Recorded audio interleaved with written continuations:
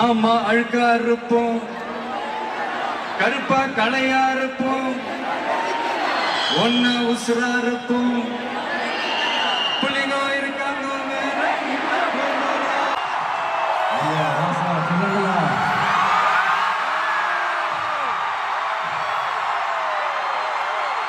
யாரு சாமி நீங்களா?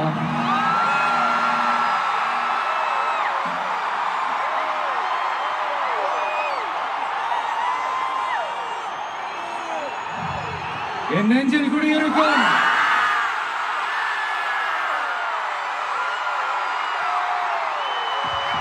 மலேசியா மக்கள், மலேசியா தமிழர்கள், உங்கள் அனைவருக்கும் என்னுடைய வணக்கம் வணக்கம் வணக்கம்.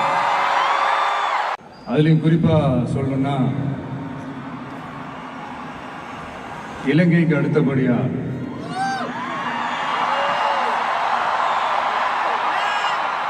அதிகமான தமிழர்கள் வாழ்ற ஊர்னா நம்ம மலேசியான்னு சொல்லலாம்.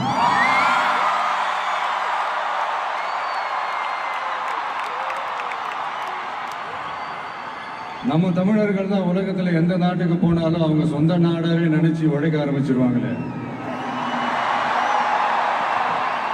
அப்படிதான் நீங்க பாத்தீங்கன்னா இந்த மலை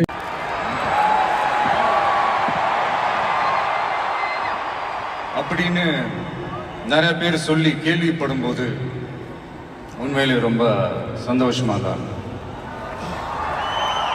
இங்க இருக்கிற முருகன் கோயிலுக்கு மலையக்காரங்க காவடி எடுத்துட்டு போறாங்க.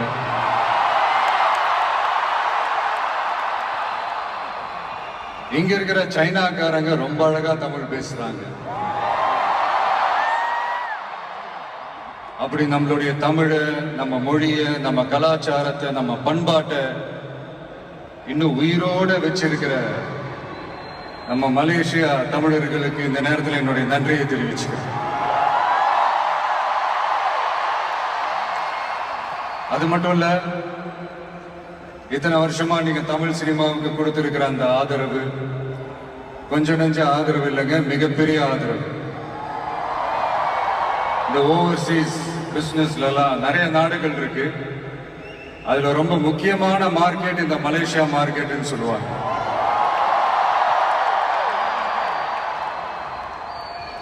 நம்ம நண்பர் அஜித் நடிச்ச பில்லான்னு சொல்லலாம்.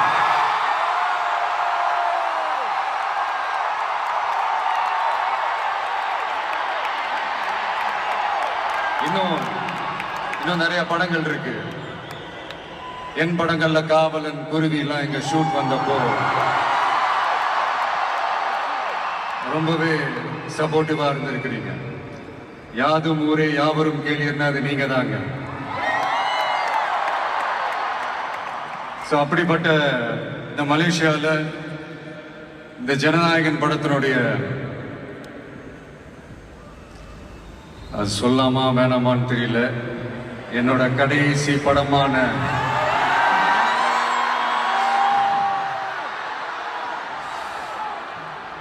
I know it's a little painful, right? என்ன பண்றது, சரி அதை விடுவோம். இந்த ஜனநாயகன் படத்தினுடைய இந்த ஆடியோ லான்ச் இங்க அணியோட கான்செர்ட்லயும் சேர்ந்து நடக்கிறது உண்மையிலே ரொம்ப பெருமையா இருக்கு.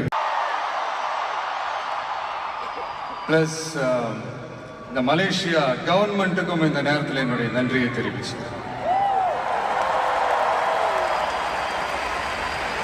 தமிழ் சினிமா ஆரம்பிச்சு எவ்வளவோ வருஷங்கள் ஆச்சு. அவ்வளவு வருஷங்கள்ல நம்ம தமிழ் மக்களுடைய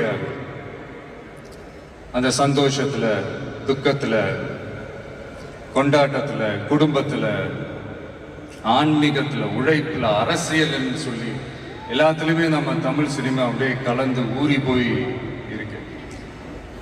அப்படிப்பட்ட இந்த தமிழ் சினிமாவில் நானும் ஒரு சின்னதா ஒரு புள்ளியா இருந்திருக்கேன் நினைச்சு பார்க்கும்போது உண்மையிலேயே சந்தோஷமா தான், ப்ரௌடா தான் ஃபீல் பண்றேன்.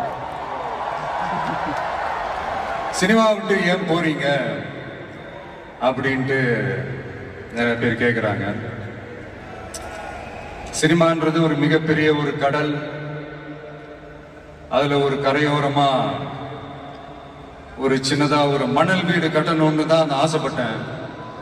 பட் அதே ஒரு மாளிகையா மாத்தி தந்தது நீங்க எல்லாரும் தான், என் ரசிகர்களாகிய நீங்க எல்லாரும் தான்.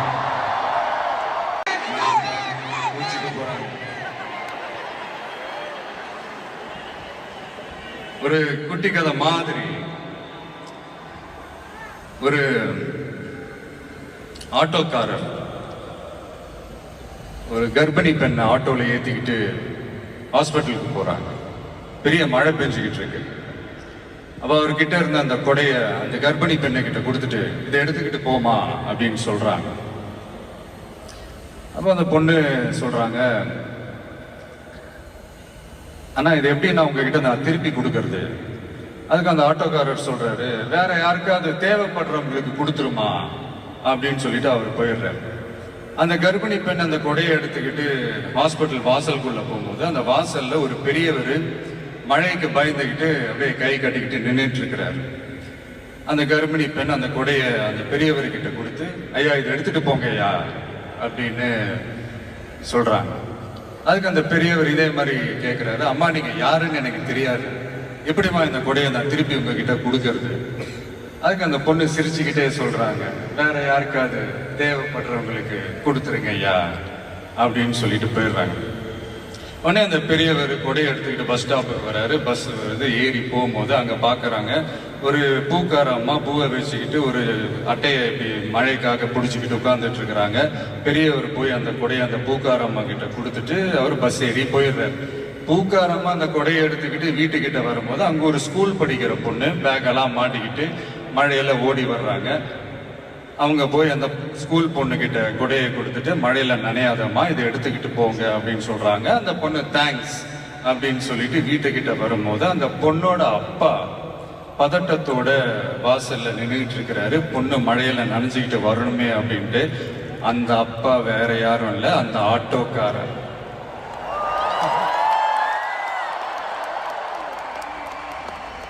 அந்த குடை அவர் கொடுத்த குடை. So the moral of the story is,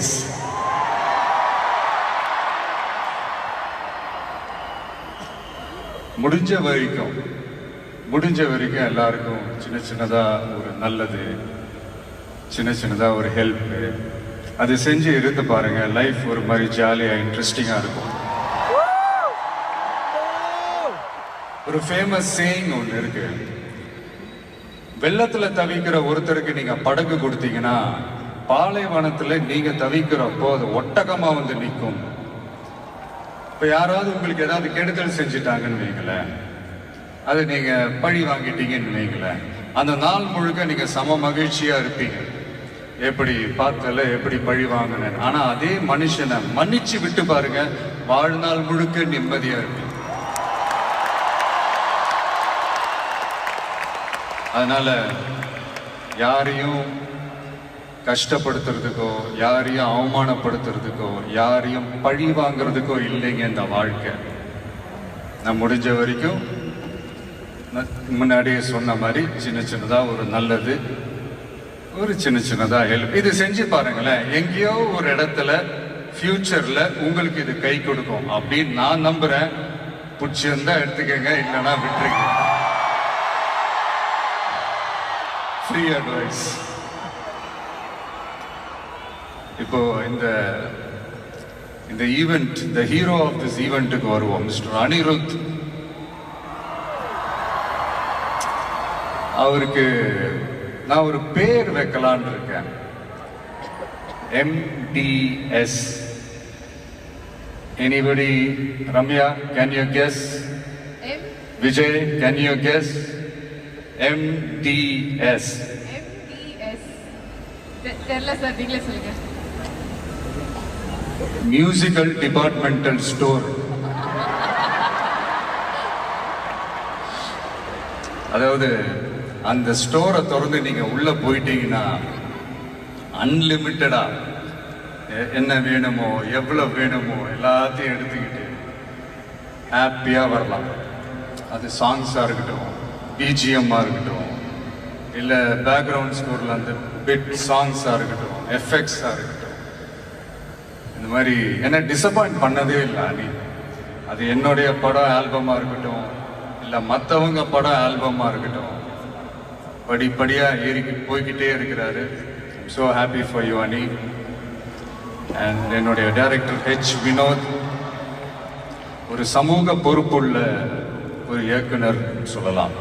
ஒரு கமர்ஷியல் படமாகவே இருந்தாலும் அதில் ஒரு சமூக பொறுப்புள்ள விஷயங்கள் சொல்லணும், சில நல்ல ஐடியாலஜிக்கல் விஷயங்களை சொல்லணுன்றதுல ரொம்ப கவனமாக இருப்பாங்க. ஆல்ரெடி ரெண்டு வாட்டி படம் பண்ணுறதா இருந்தது. ஸோ அதெல்லாம் மிஸ் ஆகி இந்த ஜனநாயகன் படத்தில் 2 பேரும் சேர்ந்து ஒர்க் பண்ணதில் ரொம்ப சந்தோஷம். அண்ட் என்னுடைய வில்லன் பாபி டியோல், அவருடைய ஸ்க்ரீன் ப்ரெசன்ஸே நெக்ஸ்ட் லெவல் தான். ஆக்சுவலாக அவருடைய 2 முக்கியமான 2 படங்கள் தான் அதுலேருந்து இன்ஸ்பயர் ஆகி பண்ணது தான் பிரியமுடன், வில்லு எல்லாமே. சார், முக்கியமான படங்கள்னா அது என்ன படம் எங்களுக்கு தோண மாட்டேங்குது? அது எதுக்குமா? அதான் நான் ஷூட் ஸ்பாட்டில் அவர்கிட்ட சொல்லும் போது இதே தான் நான் சொன்னேன். சார், உங்களுக்கே தெரியாமல் உங்கள் 2 படத்தை நாங்கள் சுட்டுட்டோம் சார் அப்படின்ட்டு. அவர் அப்படியே ரிச் மூவி அப்படின்னாரு. ஐயோ, நம்மளே வாய் கொடுத்து மாட்டிக்கிட்டு இருக்கோம். அதனால அது மாதிரி நிறைய இன்ஸ்பயர் ஆயிருக்கும் அவருடைய படங்கள் பார்த்து. அதுதான் சொல்ல வந்தேன். குடும்பங்கள் கொண்டாடும் டாட்டரா கூட மாறிடுவாங்க அப்படின்னு தான் நான் நினைக்கிறேன். என்னுடைய நல்ல ஒரு ஃப்ரெண்ட் அவங்க. அண்ட் பூஜா, தமிழ் சினிமாவின் மோனிகா பெலுஜி, அவங்களுடைய நடிப்பாக இருக்கட்டும், டான்ஸாக இருக்கட்டும், ஸ்க்ரீன் ப்ரெசன்ஸாக இருக்கட்டும், எல்லாமே next level. And Prakash Raj, ஜென்ரலாக ஹீரோவுக்கும் ஹீரோயினுக்கு தான் நல்ல இந்த ஒரு கெமிஸ்ட்ரி ஒர்க் அவுட் ஆகும்னு சொல்லுவாங்கல்ல. எனக்கு ஆக்சுவலாக எனக்கும் பிரகாஷுக்கும் நல்ல கெமிஸ்ட்ரி ஒர்க் அவுட் ஆகும். இந்த ஹீரோ வில்லன் அந்த காம்போ நான் சொல்கிறது கில்லி டேஸ்லேருந்தே சொல்கிறேன். கில்லியாக இருக்கட்டும், போக்கிரியாக இருக்கட்டும், சிவகாசியாக இருக்கட்டும், இல்லை இப்போது ஜனநாயகன் வரைக்கும் அந்த ப்ராசஸில் நான் ரொம்பவே என்ஜாய் பண்ணேன். Sir, thank you Prakash. அண்ட் முக்கியமாக என்னுடைய ப்ரொடியூசர் கேவிஎன் சார், அவங்க ஆக்சுவலாக இந்த படம் 2023 அந்த பேச்சுவார்த்தையெல்லாம் ஸ்டார்ட் ஆகிடுச்சு. இந்த மாதிரி படம் பண்ண போகிறோன்ட்டு. அதே நேரத்தில் நான் என்னோட அந்த பொலிட்டிக்கல் சைடும் அது அந்த அனௌன்ஸ்மெண்ட்லாம் வந்துருச்சு. அப்போ நான் அவர்கிட்ட நான் கேட்ட ஒரே ஒரு விஷயம் தான் அவர்கிட்ட நான் கேட்டேன். சார், சும்மாவே என் படத்துக்கு பிரச்சனை வரும், இதில் நான் வேற ட்ராக்கை நோக்கி போகிறேன், எப்படி சார் இந்த டைமில் நீங்கள் படம் எடுத்து பண்ணுறீங்களா, பரவாயில்லையான்னு கேட்டேன். அவர் அதெல்லாம் யோசிக்கவே இல்லை, இமீடியட்டாக பண்ணலாம் அப்படின்ட்டு அந்த பாசிட்டிவ் வைபை எங்கள் மேலே திருப்பி விட்டார். ஸோ இந்த நேரத்தில் அந்த படம் நீங்கள் எடுத்து பண்ணதுக்கு ரொம்ப நன்றி சார். ஏன்னா அதுலேருந்து ஸ்டார்ட் ஆகி இன்னைக்கு இந்த ஆடியோ ஃபங்க்ஷன் வரைக்கும்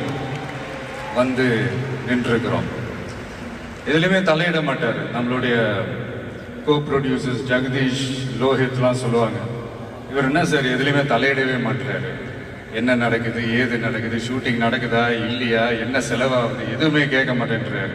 அது ஒரு விதத்தில் ப்ளஸ்ஸாகவே இருந்தாலும் இன்னொரு விதத்தில் மைனஸாகவும் இருக்குது அப்படின்ற மாதிரி விளையாட்டாக சொல்லிட்டு இருப்பாங்க. ரொம்ப அவருக்கு இந்த மாஸ் ஃபிலிம் வலுவான எதிரிகள் இருக்கணும்.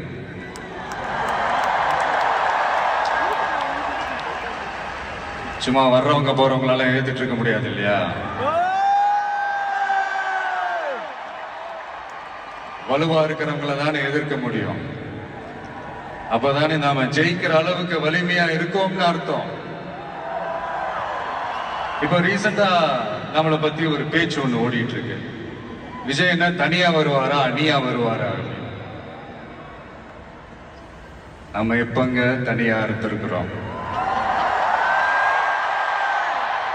33 வருஷமா உங்களோட தானே இருக்கிறோம், மக்களோட தானே இருக்கிறோம். அப்ப அது ஒரு மிகப்பெரிய ஒரு அணி தானே. அது எப்படி தனின்னு சொல்ல முடியும்? இப்ப கூட பாருங்க, தனியா அணியான் விளக்கமா சொல்ல மாட்டேங்கிறாருன்னு உங்களுக்கு தோணும். சஸ்பென்ஸ் ஒண்ணு இருந்தா தானே கிக் இருக்கும். இதெல்லாம் கைத்தட்டலுக்காக நான் சொல்லலை, மனசுலேருந்து பேசுகிறேன், மக்களுக்காக பேசுகிறேன். மக்களுக்காக பேசுறதோட மட்டும் நிப்பாட்டிடக்கூடாது, அதை செய்யணும்.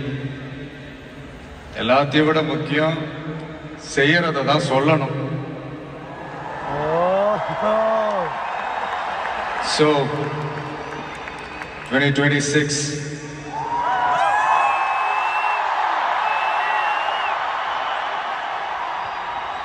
history repeats itself.